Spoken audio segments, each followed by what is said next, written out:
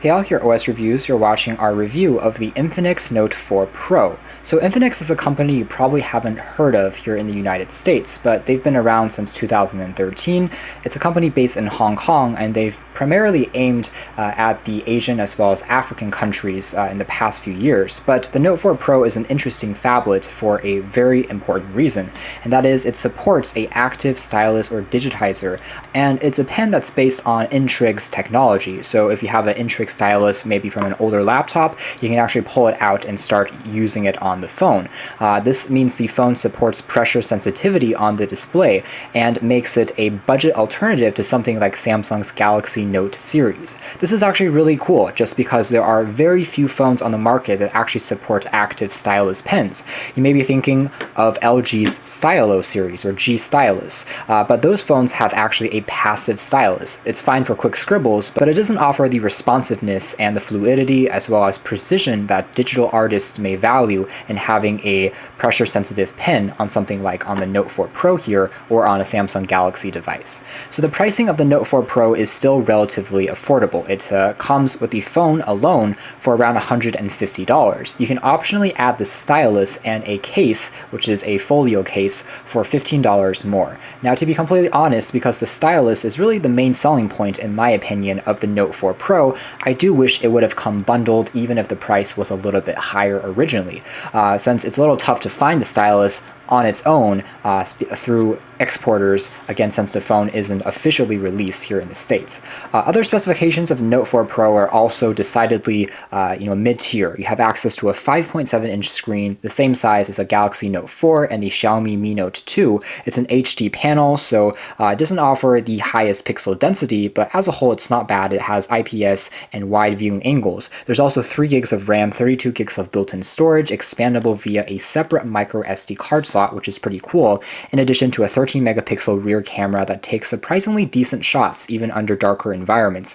And there's also what the company is calling Xcharge. It's their proprietary fast charging technology that can juice up the battery pack to 30 minutes of talk time in 5 minutes, and you can charge it up 30 minutes and use it for the entire day.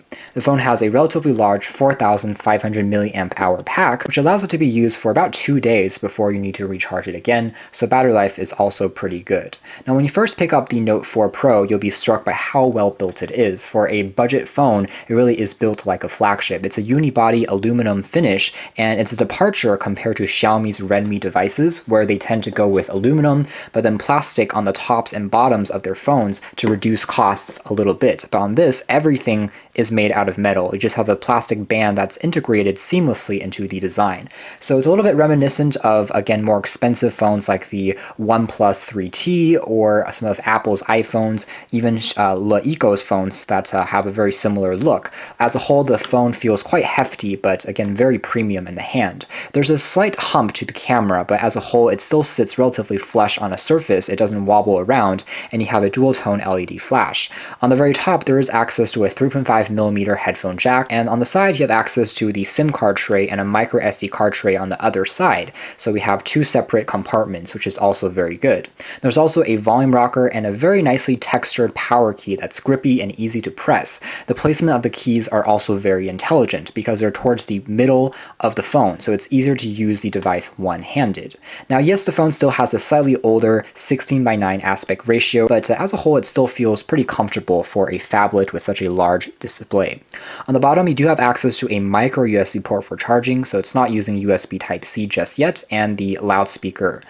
So turning on the device, we have access to these dynamic kind of moving wallpapers that changes depending on the day of the week. The fingerprint scanner is integrated on the bottom chin of the device, and as a whole, it's a pretty fast fingerprint scanner. It takes just a second for it to wake the device and unlock the phone. It's a physical key as well, so you can actually tap on it once to go back home, regardless of what panel you're on. So it's a pretty nicely integrated design, along with capacitive keys for going back and opening up the multitasking tray. Of course, we also have access to the shortcuts, including long holding to access Google Assistant for quick searches, things like that. The front here features an 8 megapixel camera along with an LED flash for selfies, so you can illuminate your face even under darker environments, which is a nice little addition.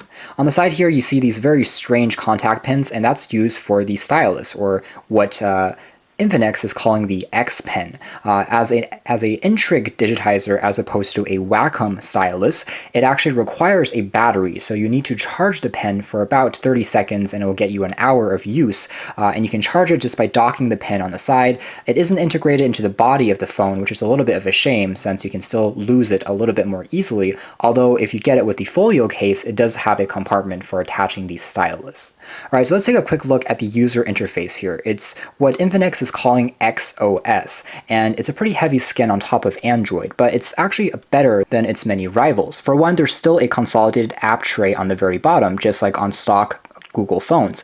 So you can still have access to a full list of your applications instead of having a very iOS-like feel. The tray on the top here for notifications also has these round icons, a little reminiscent of Asus and their customization on top of Android, and allows us to access the flashlight. We can also have the ultra power saving mode. We can turn on different location services such as Bluetooth, GPS, and there's also a one-handed mode, which is actually pretty handy, especially on a larger device like this, similar to what Xiaomi offers, and this makes it easier to use the entire phablet without having to hold it in two hands. A big selling point of this phone again is going to be that stylus, and right in front of us we have this Xnote app, which has been redesigned from the ground up. And here we have access to all of our notes and memos. So memos are basically typed notes, and for notes we can actually create different journals as well, so that will bind together multiple pages. It's a little bit reminiscent of Wacom's Cloud app on Android and iOS. It's also similar to what Lenovo offers on their YogaBook 2-in-1 convertible that we recently reviewed. It actually makes a lot of sense, and it's very easy to quickly draw, doodle, and create, again, different types of quick notes and sketches. You can even create notes when the screen is off just by tapping on the stylus once. That will activate air commands, as well as the ability for you to, again, jot down things when the screen is dark. We do have access to a full suite of Google apps built right on in, so you can access the Play Store for downloading more content if you wanted to, and there's also on the side here access to a few preloaded social media services such as Facebook, WhatsApp, and Twitter. So these are kind of interesting that they would sideload this content for you, but it is there right out of the box. Finally, you also find some custom utilities on here, such as their versions of security managers. Some of them are useful, some of them are not, but you can always delete what you don't want to use.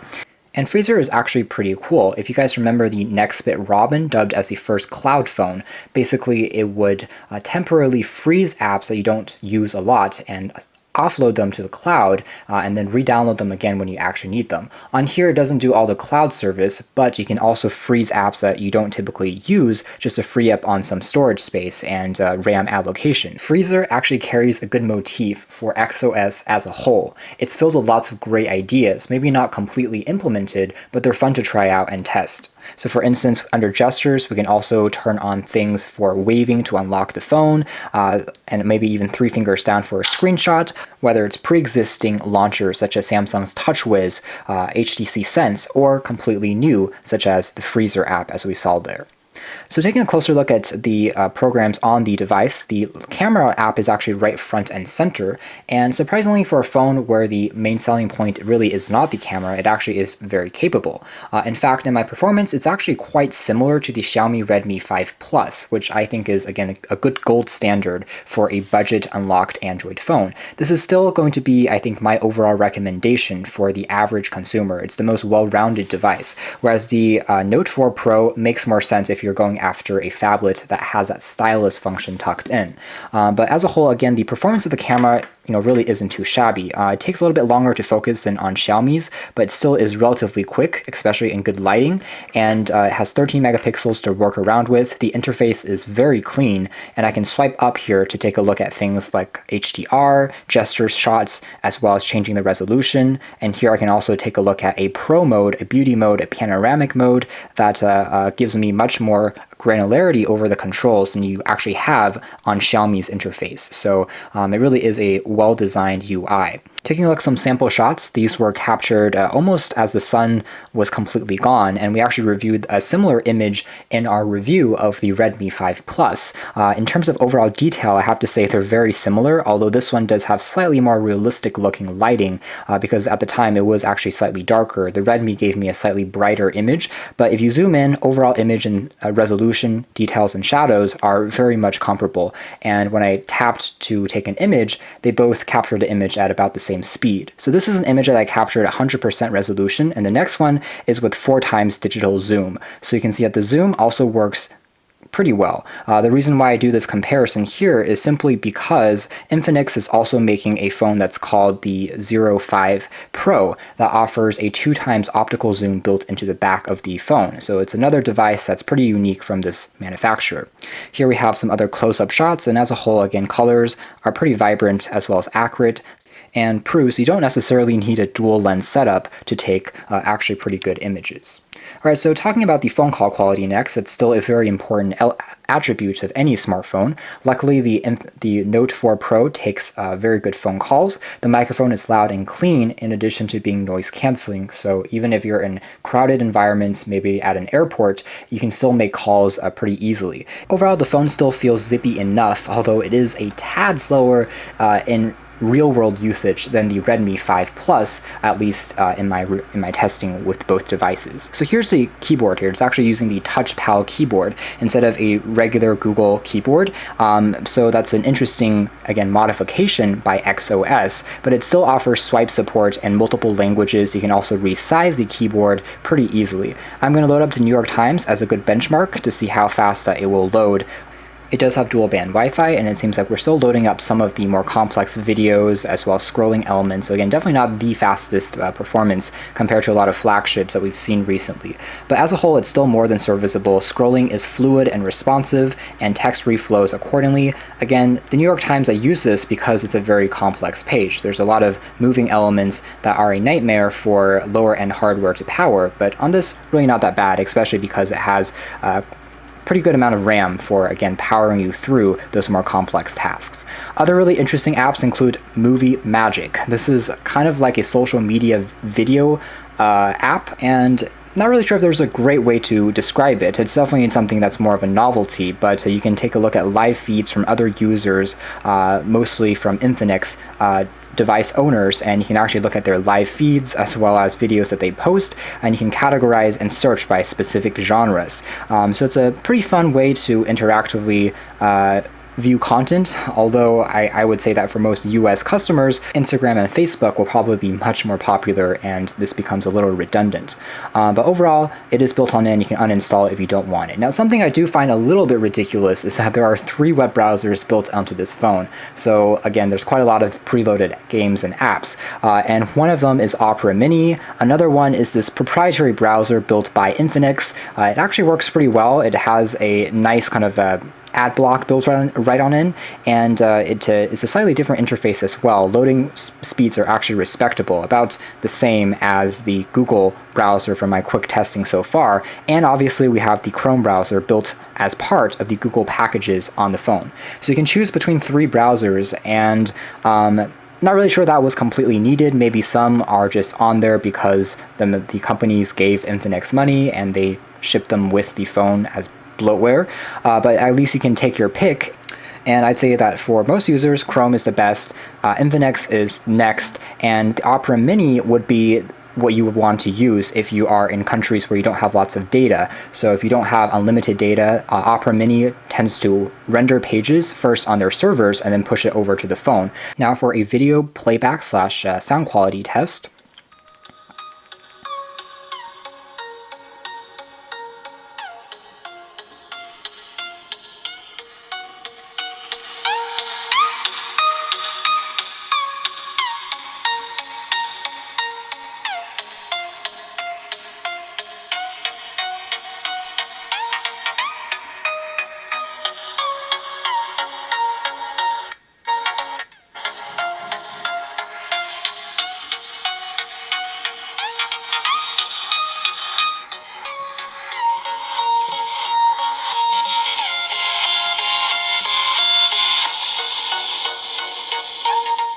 takeaway is the video playback experience is quite enjoyable because, first of all, the 5.7-inch screen offers, again, pretty punchy colors and wide and generous viewing angles, as you can see there. And overall is a pretty nice LCD panel, especially at this price point. Even though it's only HD and not full HD, as a whole, I found it still to be fairly sharp for the most part, especially if you're watching videos and YouTube or Netflix. It does, again, a more than respectable job. The speaker quality is also decent for a phone of this price range. I wouldn't say it's outstanding. You can see it gets muffled if you cover it up with your finger, but at least it's not mounted on the back. So if we open up the multitasking tray here, you can see we have quite a few apps open now, but as a whole, the phone still remains fairly snappy and responsive. So again, in terms of RAM, it really is no problem. It's just the MediaTek processor clocked at 1.3 gigahertz isn't quite up to, let's say, a flagship, even though it already does a good job, I would say, for the average consumer. For gaming, this is one area where, again, the slightly slower processor isn't going to be quite as ideal compared to flagship devices. But as a whole, games will still load fairly smoothly. Even more demanding 3D titles like Asphalt 8, you can download virtually any game or app from the Play Store and it will work without too many issues. You just have to wait for maybe a split second longer for the loading, but afterwards the game itself plays back pretty quickly. So that's more or less our review of the Infinix Note 4 Pro. This is definitely not a perfect phone by any means, but at 5.7 inches, it's one of the more affordable phablets, especially considering that it also offers that really unique active stylus. And that brings me to a point of clarification. Even though you probably haven't heard of Infinix here in the States, they are a pretty reputable brand name with more employees than, let's say, Bluebo, Doogee, or Elephone. It's more similar to Lephone or LeEco and Xiaomi in that regard. So you are getting a device with more of a peace of mind, and that really does show in the construction quality, which is excellent, in the design, which I think is pretty unique at this price point, and in the performance, which also really isn't that bad. So although it's not perfect, I think the XOS is a very promising UI just because it retains the app tray, has quite a few shortcuts that are useful, and although it does come with quite a few pre-included apps, not all of them are terribly useful, at least you can uninstall the ones that you don't want to use. And all that sums up to making the Note 4 Pro a fairly promising phone, especially again as a low-cost alternative to the Samsung Galaxy Note devices. So thanks for watching here at OS Reviews. That's been our review of the Infinix Note 4 Pro.